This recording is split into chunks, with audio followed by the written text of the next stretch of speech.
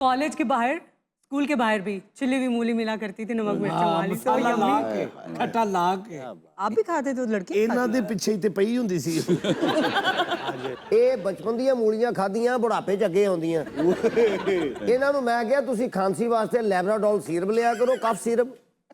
कौन सा? ਲੈਬਰਾਡੋਲ cough syrup. ਹਾਂਜੀ ਇਹਨਾਂ ਦੇ ਵਾਲਦ ਦੀ ਫੈਕਟਰੀ 'ਚ ਬਣਦਾ ਹੈ। ਮੈਂ ਕਿਹਾ ਤੂੰ ਕੰਟਰਸ ਤੇ ਪੈਸੇ ਲਾਈ ਜਾਣਾ, ਤੂੰ ਆਪਣੀ ਖੰਘ ਤੇ ਦੀ ਲਾ। ਗੱਡੀ ਚੋਂ ਨਿਕਲਣ ਲੱਗਿਆ ਵੀ ਫੌ ਫੌ ਫੌ, ਫਿਰਦਿਆਂ ਵੀ ਫੌ ਫੌ ਫੌ। ਬਈ ਤੇਰੇ ਮੂੰਹ ਤੇ ਫਾਉ ਫਾਉ